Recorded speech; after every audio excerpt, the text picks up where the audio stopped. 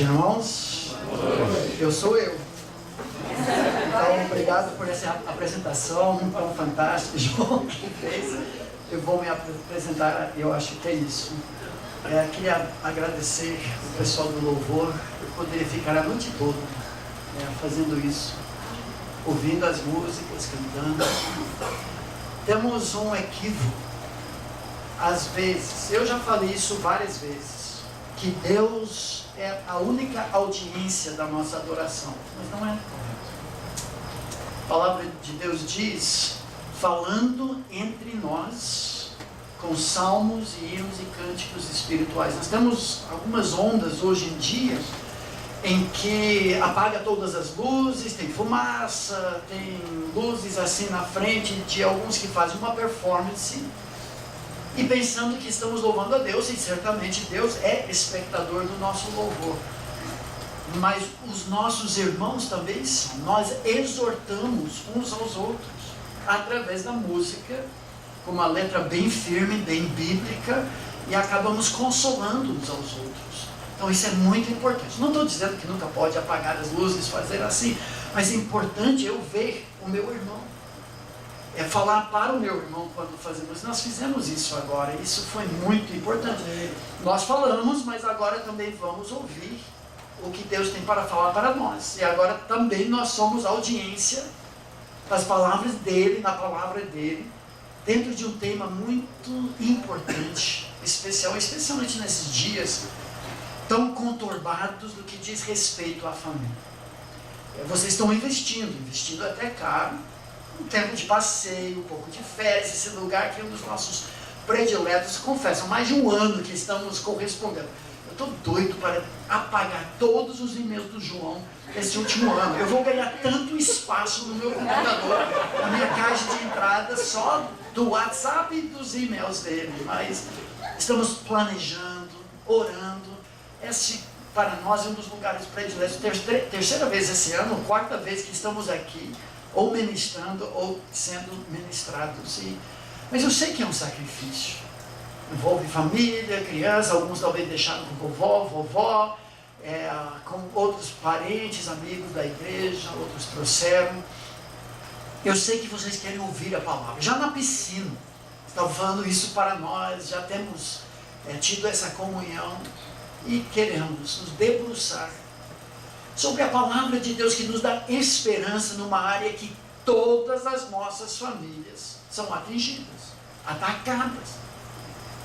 Hoje muitos, até mesmo desistiram da família. Não tem mais esperança. Mas nós vamos voltar nossa atenção para o manual do fabricante do lar. A palavra de Deus, eu não quero falar do meu achômetro, o que eu penso, o que eu fiz. Essa não é a nossa fonte de autoridade. Temos uma fonte de autoridade que é a palavra de Deus. Ele fala em claro e alto som sobre a família. E nós queremos fazer isso um pouco. Bom, antes disso eu vou falar um pouco de quem nós somos, porque nós caímos de paraquedas. Alguns já conhecemos, mas poucos. Já há 32 anos, eu sou um dos professores do Seminário Bíblico Palavra da Vida, lá em Atibaia. Somos missionários dessa missão, da Palavra da Vida. O pai da minha esposa, o meu sogro, é o fundador do seminário, em 1965. Começou com 11 alunos, hoje tem mais de 3 mil, talvez 4 mil, não sei a conta hoje. Missionários, pastores, educadores, espalhados no mundo inteiro, mais de 30 países, ensinando a palavra de Deus para as pessoas. E as más línguas dizem que ninguém me tira de lá porque meu sogro é o fundador. Então eu tenho emprego garantido. Hoje nosso ministério é mais voltado para a Palavra da Vida internacional. Foi o avô da minha esposa que criou a Palavra da Vida no mundo nos anos 40. Hoje em 75 países, mais de 1.600 missionários. Muitos casais jovens, como aqui tem na equipe também. Mas nas lutas, sustento, crianças pequenas, eles são visados, mirados como modelo em seus países, mas às vezes eles passam por problemas e precisam saber o que Deus fala. E ele nos chamou para ministrar para esses casais, levantar fundos para nós irmos.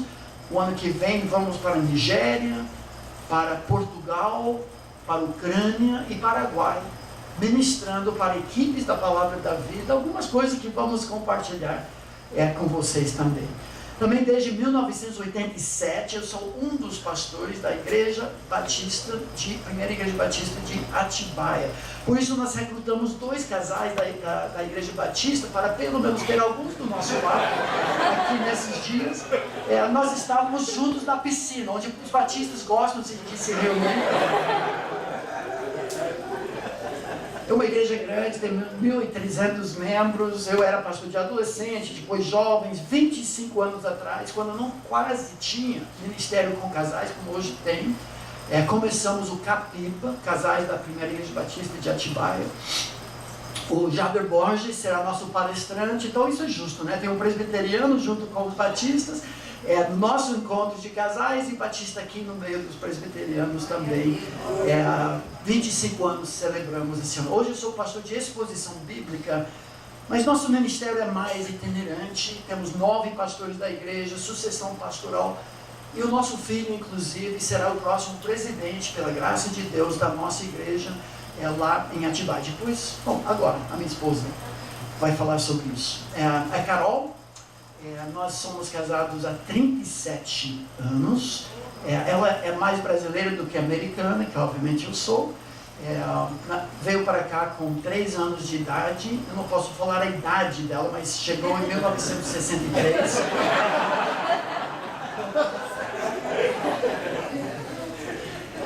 Mãe de 6 e avó de 15, com mais 2 para chegar, acredita ou não. Pode apresentar para eles. Bom, essa é a nossa pequena família. O mais velho, bom, eu vou em ordem. O mais velho é o Davi, este que será o próximo pastor presidente da PIBA. Davi é casado com a Adriana, eles têm 3 filhos. Depois tem a Michele, nossa filha, casada com o Benjamin. Eles têm 5 filhos. Eles também moram em Atibaia e o Benjamin trabalha como programador de computadores, mas ele investe 3 dias da semana no ministério chamado Pregue a Palavra. É um ministério que começou lá na PIBA, mas já está no Brasil inteiro e em vários países do mundo. Visa treinar grupos pequenos de pastores que talvez no seminário não aprenderam a pregar a Bíblia expositivamente. Então, tem revolucionado muitas igrejas. Muitos pastores estavam desistindo do ministério porque não tinham mais o que pregar. E agora, com ânimo, sabendo, eu posso pregar a Bíblia mesmo. Então, ele está muito envolvido nesse ministério. Depois, o nosso filho Daniel. Daniel é capitão da aeronáutica americana, então ele mora nos Estados Unidos com sua esposa Rachel e seus 3 filhos.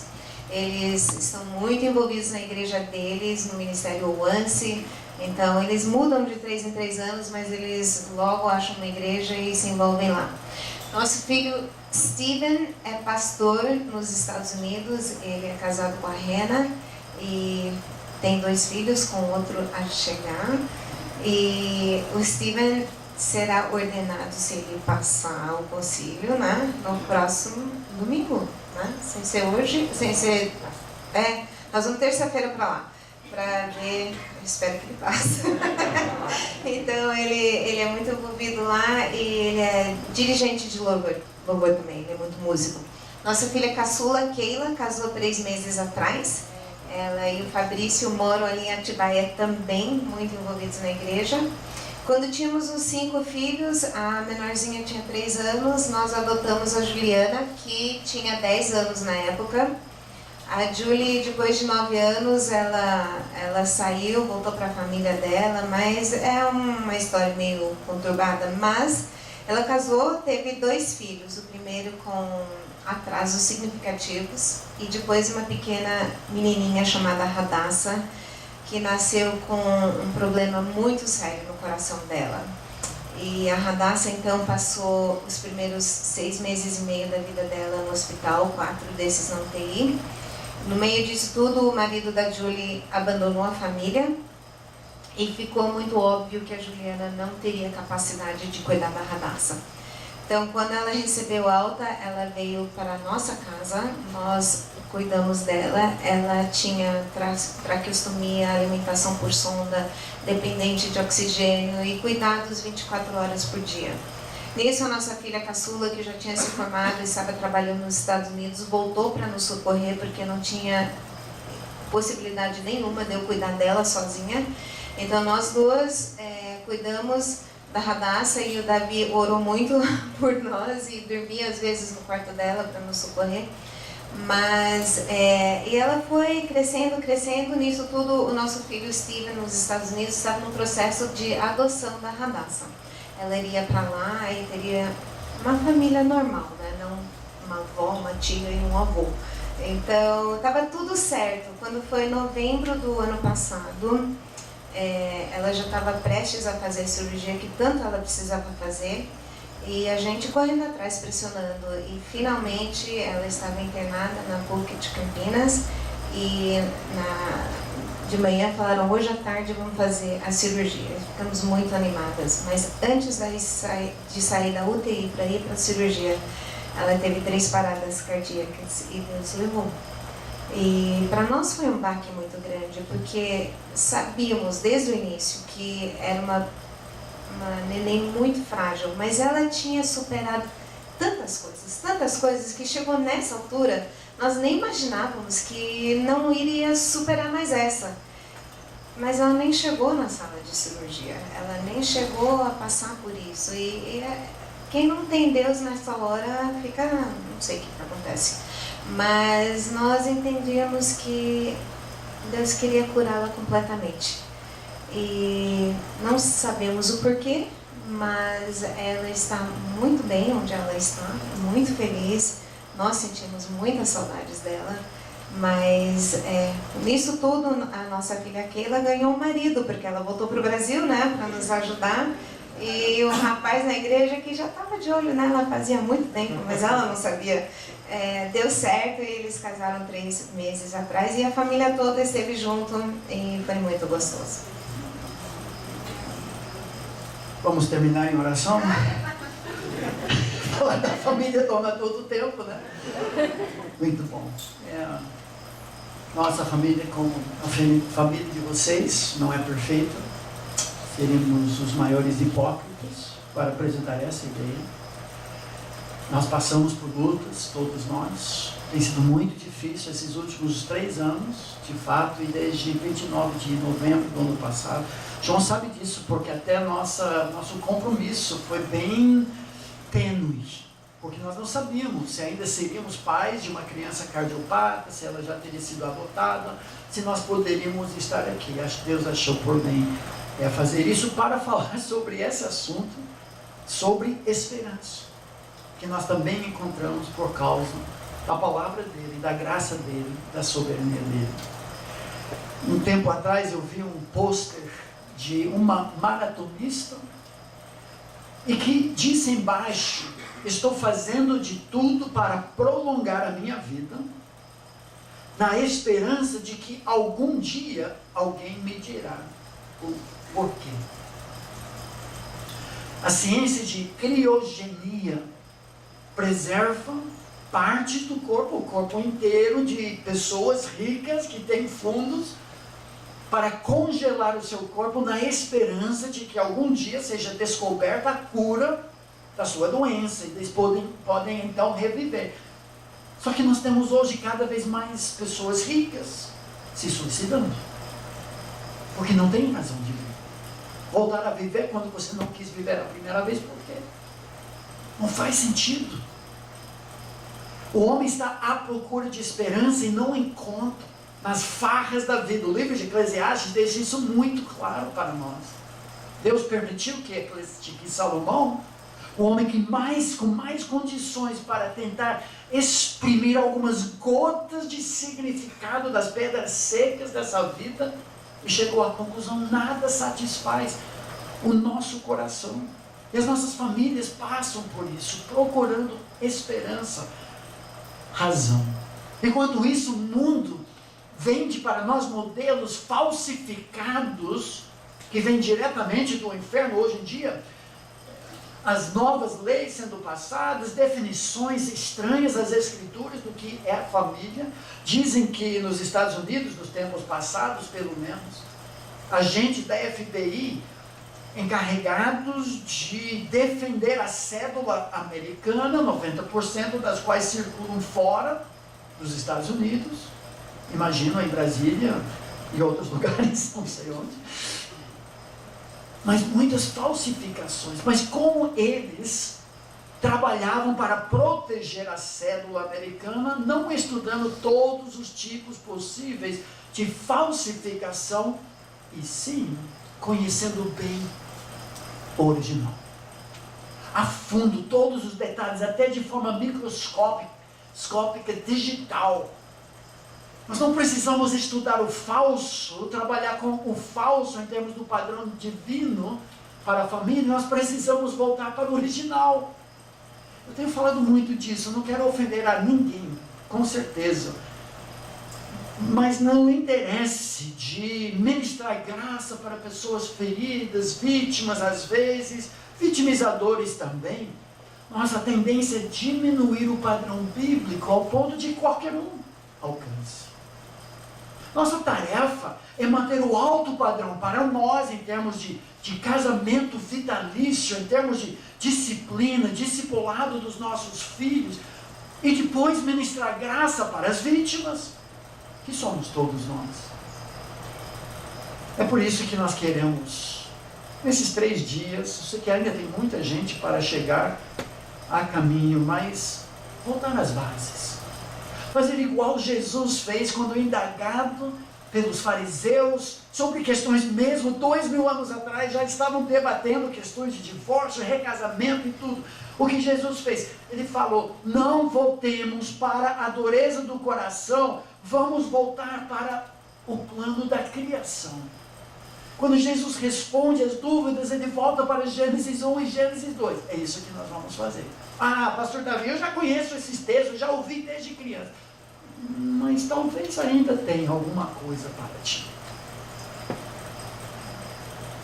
A palavra de Deus deixa muito claro, desde Gênesis capítulo 1. Pode até abrir já a sua Bíblia, onde nós vamos acampar nesta primeira noite. Eu sei que muitas pessoas viajaram 4 horas, 4 horas, 5 horas, passaram a tarde na piscina, já comeram demais na primeira refeição. Mas só vamos trabalhar nos primeiros 3 versículos. Eu sinto um pouco pelos que não chegaram, porque é a base de tudo. Desde o primeiro capítulo da Bíblia, Deus está trabalhando a família. 2 temas, de fato: paixões do coração de Deus, a família e missões. Missões e a família, e os 2 temas entrelaçados, porque a primeira família foi a primeira agência de missões. Deus queria que a nossa família fosse o centro de missões para atingir a terra toda, e não um campo missionário que aconteceu em Gênesis 3. Porque o inimigo das nossas almas odeia a família, onde ele encontra um reflexo da própria glória da família divina. Deus Pai, Deus Filho, Deus Espírito Santo. Então Deus quer trabalhar de dentro para fora. O lar é o lugar onde eu e você somos reais, genuínos quem nós somos. Não dá para fingir o tempo todo. Você pode chegar na igreja com bibione debaixo do braço, terno e gravata, graça e paz nos lábios, um grande sorriso, tudo bem, irmão? Mas em casa, eu sou quem eu sou. Em casa eu faço a minha esposa chorar. Pastor Davi, então por que nós convidamos o Senhor para isso? Porque eu sou que nem vocês. Eu disciplinei meus filhos com raiva. E tantas outras coisas. A palavra de Deus deixa claro, isso principalmente no livro de Efésios, essa outra série, mas que o lar é o lugar onde nós somos quem nós somos, mas se o Espírito de Deus nos controlar, os resultados vão ser vistos em primeiro lugar dentro do lar. Chega de show gospel, de performances religiosas, de defesa de aparência, de politicagem em nome de Deus denominacional. Isso fede para Deus. Ele quer nos transformar de dentro para fora. Só que quando nós olhamos a Bíblia toda, descobrimos que não demorou muito e Satanás já lançou seus dardos inflamados contra a família. Isso é domingo de manhã. Estou dando uma prévia e nós vamos trabalhar alguns versículos aqui como início do nosso tempo. Gênesis capítulo 3, mal havia terminado a lua de mel. O homem, a sua mulher, ambos estavam nus e não se envergonhavam. Mas a serpente, mais sagaz que todos os animais domésticos que Deus tinha feito, disse à mulher: é assim que Deus disse. Ele já começa a afastar a mulher do marido, que nem fora criada quando Deus deu instruções para ele, como pastor, protetor, líder do lar, de forma subversiva, injeta o veneno do pecado nas veias da raça humana, e desde então toda a família carrega cicatrizes do pecado, no nosso meio. E não é só no Velho Testamento, nós vemos no Novo Testamento que esse ataque continua. 2 Timóteo capítulo 3, um dos textos clássicos da palavra de Deus. Olha o que diz o texto: nos últimos dias sobrevirão tempos difíceis. Palavra usada de demônios nos evangelhos. Tempos cruéis, demônios atacando, desmontando. E agora tem uma lista de pecados dos últimos dias, claro, que caracterizam a raça humana desde Gênesis 3, mas de uma forma especial, sinais dos últimos tempos, antes da volta de Jesus, que descrevem em muitos a família. Pois os homens serão egoístas. Egoísmo é a exata antítese do casamento cristão. O casamento cristão é um para o outro, ambos para Deus. É o altruísmo, mas o egoísmo é morte da família. Avarentos, o salmista disse: se o Senhor não edificar a casa, em vão trabalho os que há. Com sonho inútil você será levantar de madrugada, repousar tarde. Jactanciosos, arrogantes, blasfemadores, desobedientes aos pais. O apóstolo Paulo até parece que ele fica um pouco surpreso. Gente, vocês não vão acreditar, mas nos últimos tempos, por causa de influências demoníacas, por causa da guerra espiritual, em que o inimigo mira a família, crianças não vão obedecer os seus pais, vão desacatar a autoridade, e os pais vão ser orgulhosos dos seus filhos rebeldes, fora de controle, na igreja, fora da igreja, no recreio, no bairro. E os pais não vão levantar um dedinho, acredita, mas é característica dos últimos tempos.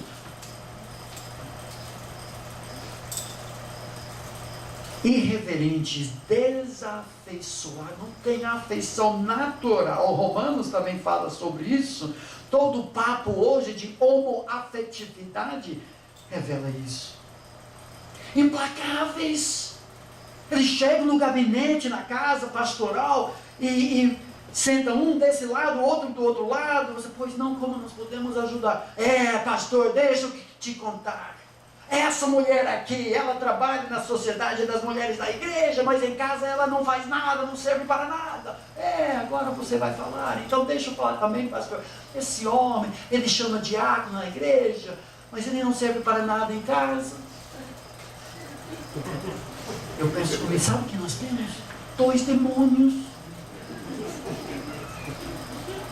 Cada um culpando, apontando o dedo para o outro. Esse é o sinal da atuação do inimigo, porque isso começou em Gênesis 3. Foi a mulher que tu me deste. Características dos últimos tempos. E vai a lista: caluniadores, literalmente, diaboloi, acusadores, sem domínio de si, cruéis, espancamento de crianças, maus tratos de criança, pedofilia, pornografia e tudo mais, inimigos do bem, traidores. Um em 3 homens brasileiros já traiu sua esposa, quase o mesmo número de mulheres também.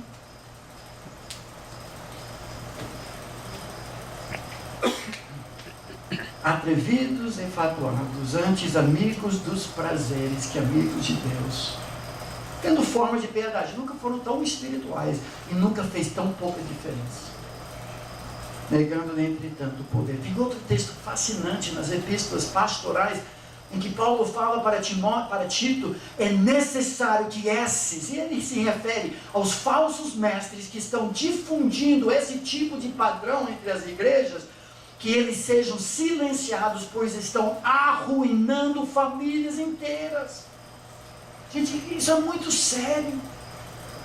Deus ama a família, porque o maior reflexo da sua glória aqui na face da terra, e reflexo dentro da igreja, que é a família de Deus. Arruinando famílias inteiras, ensinando coisas que não devem, e tudo por ganância. Então, a pergunta: existe, nos últimos dias, esperança para a família? Vocês acham? Creem nisso? Ou já desistiram? Estão aqui para reforçar algumas áreas daqui, talvez ficar um pouco mais fracas. Ter um casamento melhor ainda do que já está ótimo. Ou talvez resgatar algo que está ameaçando desabar.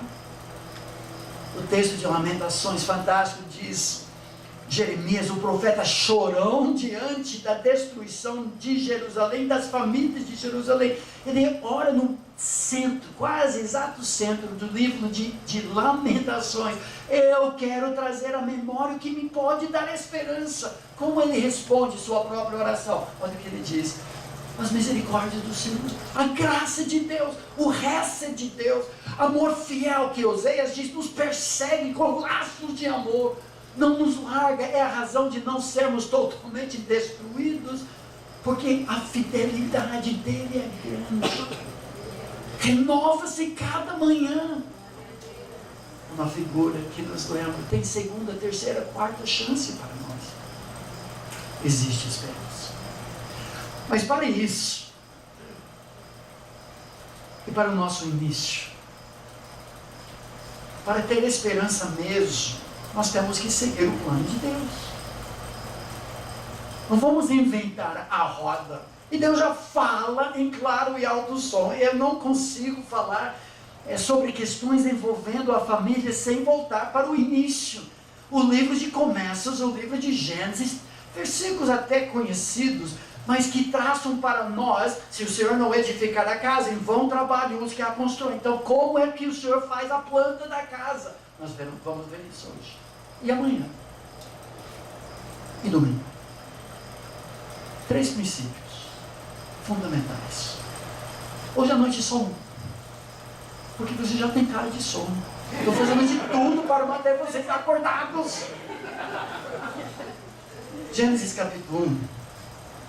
Versículos 26 a 28, nós descobrimos a planta, o fundamento, o alicerce, duas palavras-chave que eu falo em todos os casamentos que eu faço, todo o aconselhamento de jovens, porque foram falados para nós 38, 39 anos atrás, no aconselhamento pré-nupcial que foi feito conosco. E vocês vão gravar aqui, se já não sabem, essas duas palavras muito fáceis que resumem o propósito de Deus para a família.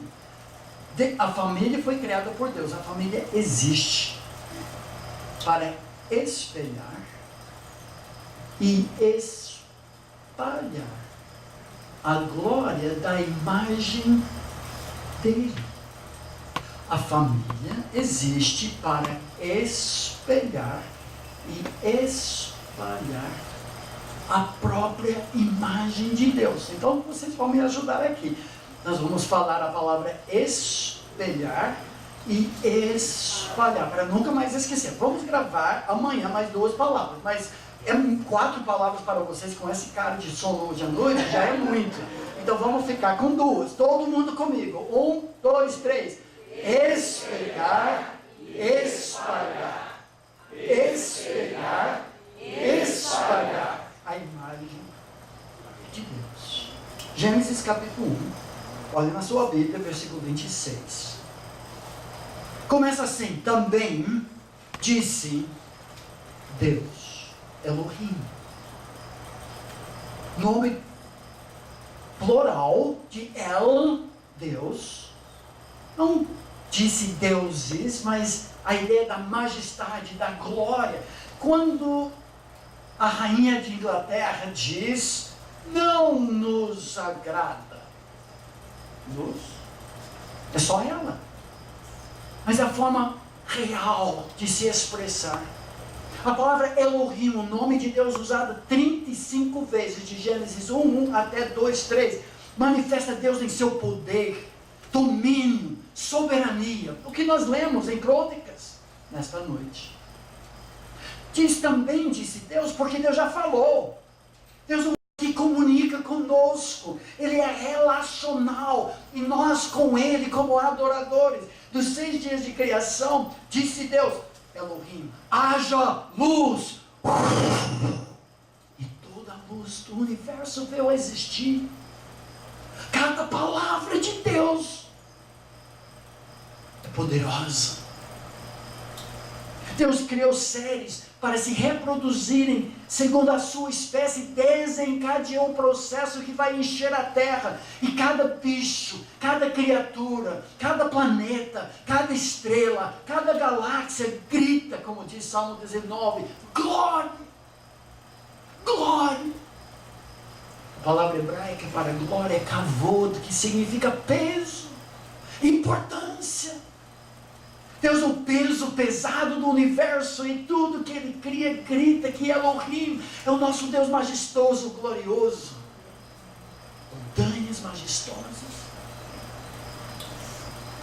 galáxias gloriosas, partículas subatômicas, pequenos mundos em si que nem descobrimos ainda, estrelas cintilantes lá nos confins do universo, depois das quais nós nem sabemos o que existe.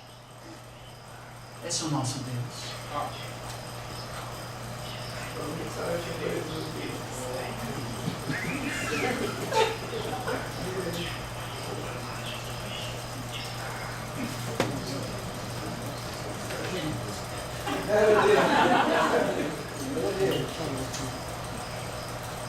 Só que até o 6º dia da criação não havia gente, pessoas.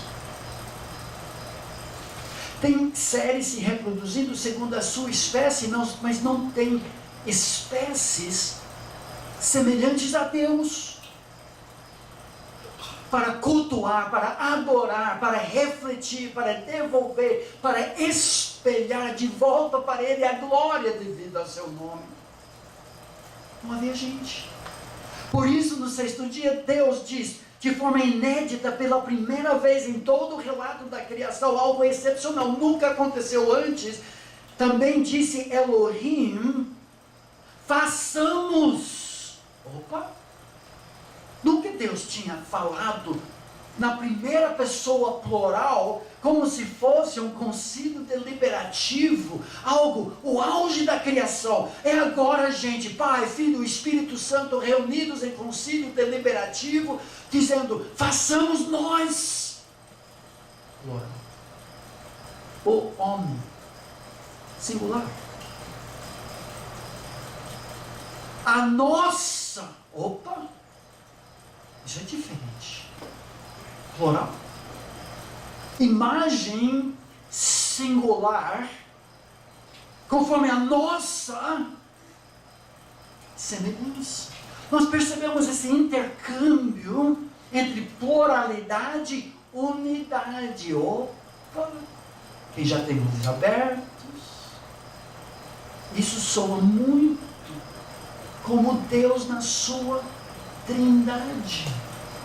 Elohim, façamos nós, não somente o homem, mas os, como vem no próximo versículo, Gênesis 1, 27. Ele também dá ordem, tenham eles, a tradução correta de versículo 26, onde nosso texto atualizado, o meu texto diz, tenha ele. O fato é que no hebraico a palavra é plural. Tenham eles, já tem uma forma de representar a imagem de Deus através do governo, o mandato cultural, em plural, assim como Deus. Mas 27 é a resposta, criou Elohim, pois, à luz desse desejo de ter seres adoradores que vão apreciar galáxias gloriosas, montanhas majestosas, vão descobrir partículas subatômicas. Por isso criou Elohim, o homem singular, a sua imagem singular. Mas em forma poética na Bíblia hebraica, o primeiro versículo de poesia na Bíblia, poesia hebraica é rima de ideias paralelas. Isso chama-se paralelismo. Alguns de vocês têm estudado isso. Não é rima de som, como nossa poesia, que é bom, quando as palavras têm o mesmo tom. Eu se escrevo poesias para me desculpar. De uma parede inteira, só de poesias. Porque poesia é linguagem do coração. Ela tirou todas. Mas foram muito bonitas. Ainda tem.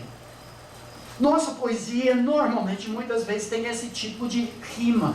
Mas no judaísmo não. É paralelismo, linhas paralelas. E Deus aqui repete, porque Deus é muito econômico nas palavras da palavra de Deus. Mas Ele repete que é tão importante, é poético, porque vai criar agora o auge da sua criação, do reflexo, e mais que isso,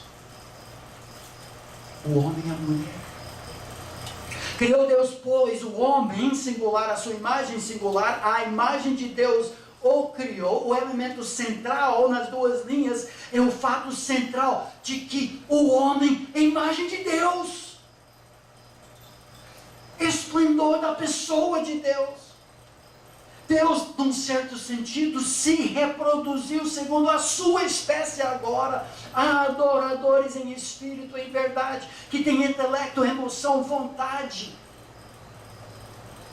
Mas tem mais. Olha a última linha do paralelismo do texto. Homem e mulher os criou. Agora vemos o espelho, o reflexo do façamos a nossa imagem, a nossa semelhança. O paralelismo agora vai para o versículo 26, demonstrando não é somente o homem, imagem, não é somente a mulher como imagem, existem aspectos da própria glória, imagem de Deus, que só se vêem em comunidade pactual matrimonial. Meus amigos, se você está ligado, eu sei que isso é pesado, isso não é humorista, não é comédia, é terra santa. Quando nós tratamos da família, do casamento, nós estamos falando do primeiro e talvez maior espelho da própria glória, dos relacionamentos intratrinitarianos entre Pai, Filho e Espírito Santo. Como indivíduos, com certeza, cada um de nós reflete aspectos, pode ficar lá, aspectos da glória de Deus, da imagem de Deus. Intelecto, emoção, está com vontade agora de bater em mim. Vontade e capacidade de comunicar, refletir glória e louvor. Mas existem aspectos no relacionamento interpessoal que demonstram para o mundo todo como Deus é. Unidade em diversidade no governo da terra. Ah, tem mais. Mas podemos resumir dizendo isso. No casamento, 2 em 1 refletem 3 em 1. Teólogos estão procurando há milênios a melhor ilustração para descrever a Trindade. Está em Gênesis capítulo 1. E no resto da Bíblia. Veremos mais disso aqui. Eu não sou o primeiro a descobrir tudo isso. Deixa eu desafiá-los um pouco. Pode ficar só um instante.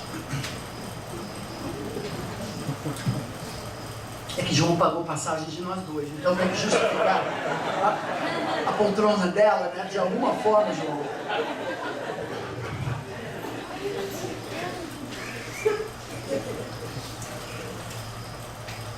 O que se vê no casal heterogêneo, casado diante de Deus e de testemunhos, como toda aliança bíblica, que não se vê no indivíduo. Unidade em diversidade, assim como Pai, Filho e Espírito Santo. Compromisso mútuo sinalizado pelo pacto, indissolúvel, como Jesus disse, até que a morte o separe. O casamento não é para sempre. Para alguns de vocês são más notícias, para outros talvez não tanto. Espero que aqui seja más notícias, mas Jesus deixou muito claro para os saduceus: casamento é para essa vida. Por quê? Porque depois não precisa mais. É sombra, é metáfora, é reflexo, é um espelho. Até as bodas do Cordeiro. Depois disso não precisaremos mais do casamento humano, porque teremos o casamento para toda a eternidade. Intimidade. Por isso, próximo capítulo, nós amanhã de manhã, eu convido vocês para uma cerimônia de casamento, porque toda a narrativa da criação termina, não com galáxias, não com explicação dos dinossauros, não com microscópio olhando para partículas subatômicas. O clímax de toda a criação é uma cerimônia de casamento. Isso que é importante para Deus. As outras coisas vamos descobrir lá na eternidade. Então Deus termina dizendo: por isso deixa o homem, pai e mãe, todos os terceiros, cola-se, una-se, palavra de pacto, a sua esposa, tornando-se os dois em o quê? Uma só carne, 2 em 1.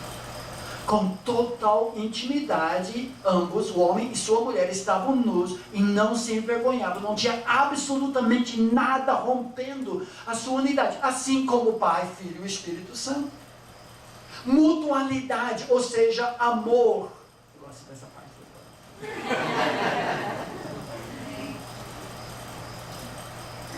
Davi te ama. Isso é doentio. O amor próprio. Deus nos fez como Ele é amor, para amar uns aos outros. Casamento bíblico é um para o outro e ambos para Deus. É um relacionamento exclusivo, mas não exclusivista. Nós existimos para servir, para refletir. E os papéis, tanto debate, feminismo, machismo, mas os papéis de liderança protetora, pastoral, masculina, de auxílio idôneo, submissivo, respeitoso da mulher, são reflexos do que existe na Trindade. Iguais no ser Pai, Filho e Espírito Santo, dignos de louvor, na essência um, mas com distinção de função, iguais no ser, diferentes no fazer. Nós refletimos isso quando desempenhamos nossos papéis. Estou dando aula de mestrado da Bíblia toda para vocês nessa primeira noite. E juntos nós somos chamados para ser um time, para governar a terra. Dominar e sujeitar na segunda pessoa, plural. Gente, é assim que a Bíblia começa. Mas não é só isso. Tem mais. No Novo Testamento, Justamente quando o apóstolo Paulo descreve os papéis de marido e esposa, ordens repetidas em Colossenses, para a mulher em 1 Pedro, e o homem também em Tito, tratando de papéis do lar, 4 vezes. E o apóstolo Paulo, no final de toda essa discussão, diz: mas gente, vocês não acreditam, não vão acreditar. Eu conto-lhes um segredo, um mistério. Mas quando eu falo da mulher que alinha-se como o maior fã na vida do seu marido, demonstrando em todas as atitudes o respeito que ela tem para reforçar, encorajar, não, meu bem, siga Deus, que Eva não fez. Quando o homem sobrenaturalmente abre mão dos seus supostos direitos, do seu orgulho, para servir e proteger e pastorear a sua família, o apóstolo Paulo termina tudo isso e ele diz: eis, porque deixará o homem a seu pai e a sua mãe. Ele cita Gênesis 2. E se unirá a sua mulher, tornando-se os dois em uma só carne. Gente, grande é este segredo. Agora é revelado. E agora eu vou contar o que é. O seu relacionamento reflete não somente a Trindade, mas a paixão de Jesus, o noivo, para com sua igreja viva.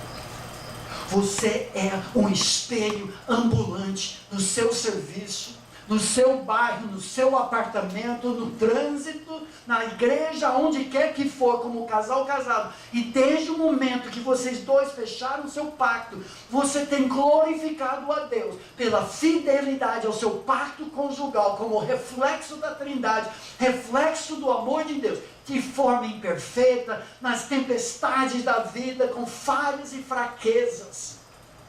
Mas você continua perseverante, você tem glorificado a Deus como espelho. Casamento humano não é para sempre, mas é vitalício. Porque senão não reflete a imagem. É uma sombra. Uma metáfora. Um reflexo. Uma parábola. A ilustração que eu mais gosto é uma lua. Talvez não faça sentido, vou explicar. A próxima vez que você vê uma lua cheia, pense no seu casamento. A lua não tem luz própria, mas luz emprestada. A lua não tem glória própria. E nós também não temos. Não. Casamento não é sobre nós. Não é para nós. Instrumento para servirmos de reflexo da glória de Deus. Quando a lua se vira face a face com o sol e reflete na sua plenitude a glória, a luz, o brilho do sol, agora nós vemos a lua. Quando pessoas olham para os nossos casamentos, devem pensar em Deus, devem pensar no noivo. John Piper, num excelente livro chamado Esse Casamento Temporário, diz assim: o casamento é como uma metáfora, uma imagem, um retrato, uma parábola, um modelo que representa algo mais que um homem e uma mulher, tornando-se uma só carne, representa o relacionamento entre Cristo e a igreja. Esse é o significado mais profundo do casamento. Seu objetivo é ser a viva encenação do amor fiel à aliança entre Cristo e a igreja. Mas alguém não gosta disso. Logo depois da criação dessa imagem, levantou sua cabeça para dar bote no casal. De forma muito prática. À luz de tudo isso, se nós pararmos para pensar bem, aqui nós temos base bíblica teológica para entender o que a Bíblia ensina sobre papéis de homem e de mulher, sobre ideologia de gênero, a importância do julgo igual, porque o casamento, o que justifica o casamento é um para o outro e ambos para Deus. Não podem anular o significado do casamento no julgo desigual. A relação sexual criada por Deus como auge da experiência física, mas também emocional e espiritual do ser humano, que acaba fundindo almas. E o inimigo distorce tudo isso, perverte isso, barateia tudo isso, quando Deus criou justamente essa atração, essa química entre homem e mulher, para selar, colar, autenticar os votos, ao ponto de que Deus diz: é pecado vocês não se juntarem com frequência. Não define o que é isso, para que Satanás não vos tente por causa da incontinência. Não é sexo o foco, como para o mundo é sexo maníaco. Mas é Deus tão bom que quer unir o momento em que nós mais refletimos a própria glória da Trindade e o amor de Jesus, outrocêntrico para com a igreja. E Deus associa com esse momento explosões de prazer, outrocêntrico, quando desempenhado como Deus quer. Entendemos agora porque Malaquias diz que Deus odeia o divórcio.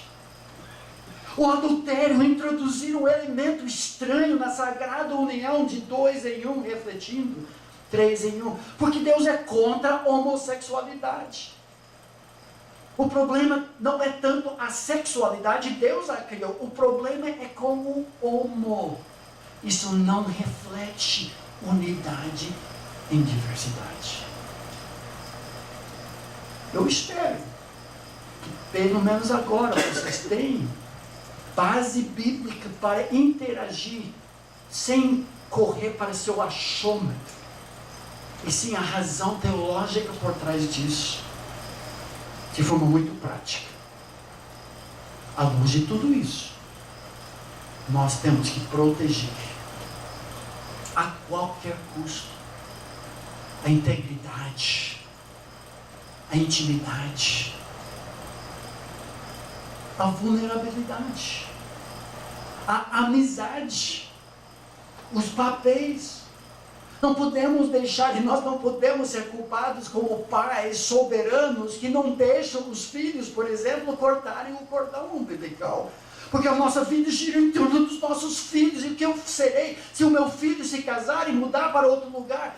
Porque o centro não pode ser o relacionamento eixo pai-filho, e sim marido e esposa. Por isso a síndrome do ninho vazio. Mas o ninho não ficou vazio, meu amigo. Nosso ninho tem 2 passarinhos ainda, mesmo que todos os filhos casaram. Os sogros, ínfames sogros, por causa da maneira como trata aquele que roubou meu filho, roubou minha filha. Não. Nós até nos tornamos cúmplices com o inimigo em desfigurar a beleza da imagem de Deus. Filhos onipresentes. Amanhã nós vamos tratar um pouco mais, quando Gênesis 2 fala de deixar pai e mãe, todos os terceiros. Não é abandonar, negligenciar. Mas os filhos sempre no meio do casal. Nós nem deixávamos, bom, seria difícil na igreja com 6 filhos, mas nem deixávamos sequer um filho ficar entre nós. É legalismo? Não, mas era simbólico. Nós estamos juntos. Vocês vão embora. E nós vamos para Caldas Novas.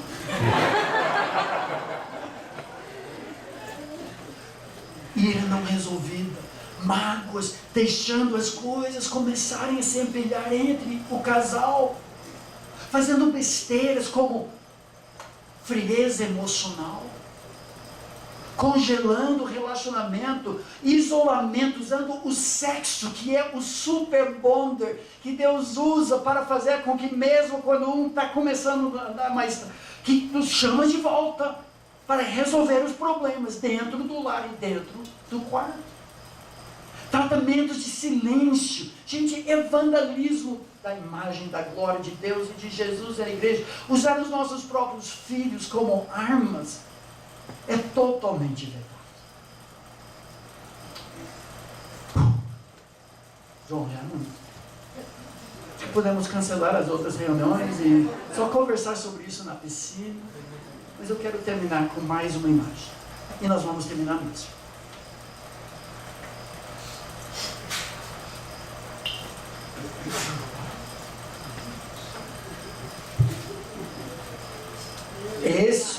espelhar, espalhar, espelhar, espalhar, espelhar.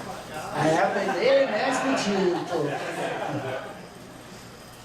Espalhar, espelhar. Onde nós encontramos o espalhar? Pode Gênesis 1:28.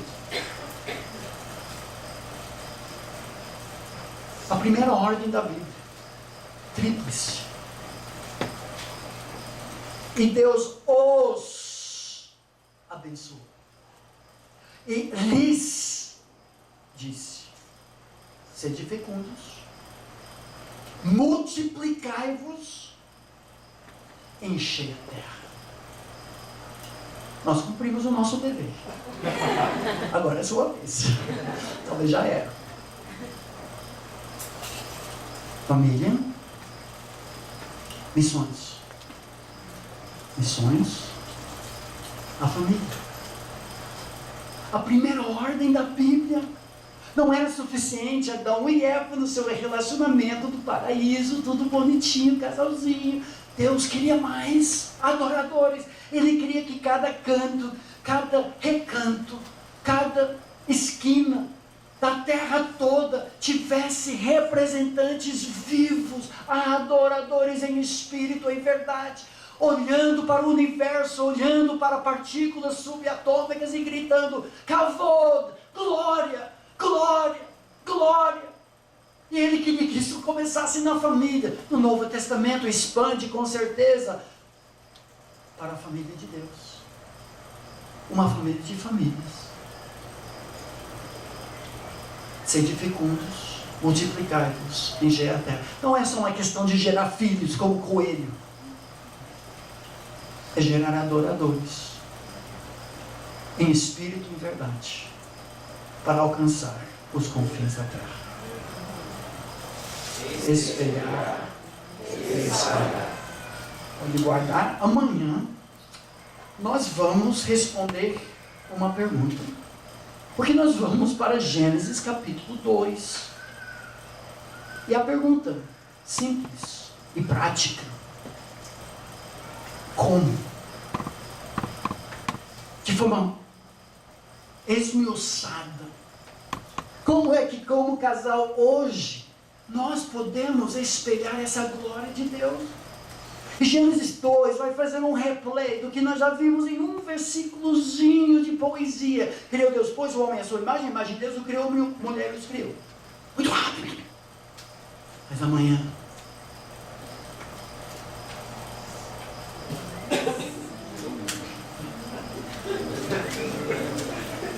cada detalhe para nós entendermos como é importante para nós. Última palavra seria de promoção, se eu fosse ganhar alguma coisa com isso. Queria que minha esposa me ajudasse. Gente, em março desse ano aqui, no Carnaval, junto com vários que estão aqui, nós lançamos a obra da minha vida, da nossa vida, em produção durante mais de 30 anos de ministério de exposição bíblica na área da família. É uma enciclopédia, um comentário bíblico expositivo, que explica o que o texto diz e aplica o texto, com uma grande ideia, resumindo todo o texto. Nas notas de rodapé, que tem 1.200 notas de rodapé, para os mais eruditos, todo o texto hebraico, grego é tratado. Mas para a maioria das pessoas, especialmente quem trabalha, quem ama, quem lida com a família, trata de dos 43 principais textos da Bíblia que tratam da família. Nos apêndices mais 31 textos, dando 74 textos de A a Z, de Gênesis a Apocalipse, o que Deus fala sobre a família. E nos apêndices, assuntos polêmicos, o propósito de Deus para a sexualidade humana, qualificações familiares do líder espiritual, presbítero, pastor, diácono, divórcio e recasamento que a Bíblia ensina, várias posições, eu adoto uma posição, o que talvez não seja o mais importante, sim a procura na palavra de Deus para tudo isso. Lançamos em março, Deus tem abençoado muito, quase esgotou a primeira edição de 5 mil livros. Eu ressalto, nós não ficamos com o dinheiro dos nossos livros.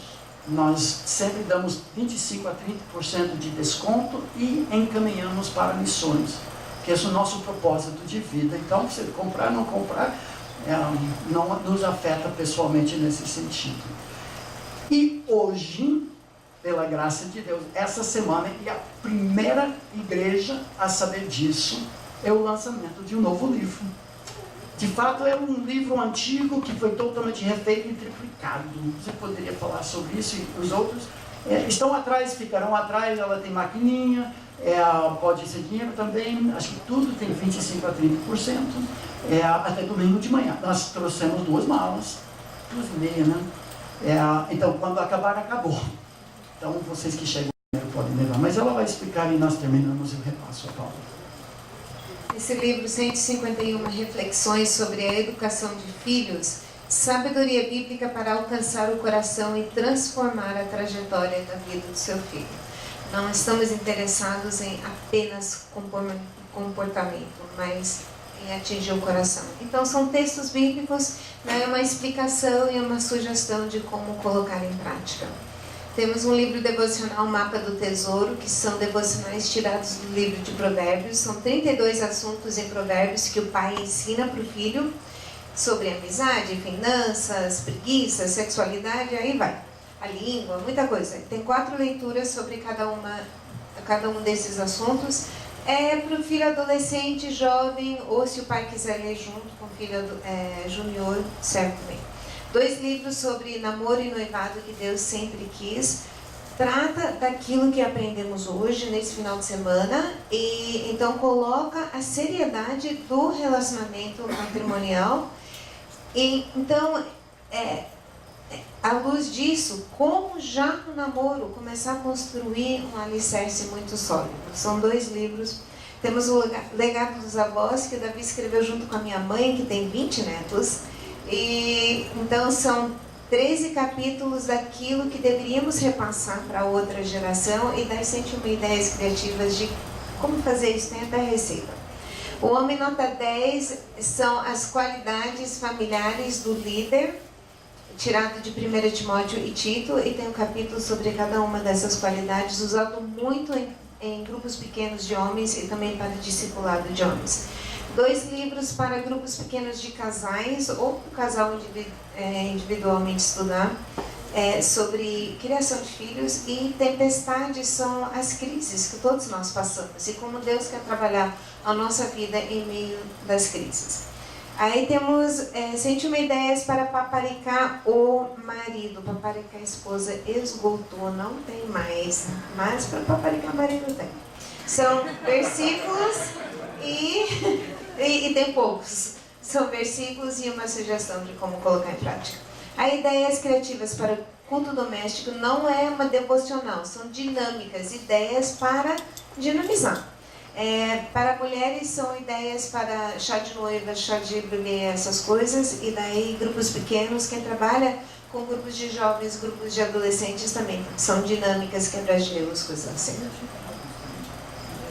Tem para família? Não. Se tiver, tem ideias para famílias também, viagens, férias, aniversários, coisas assim.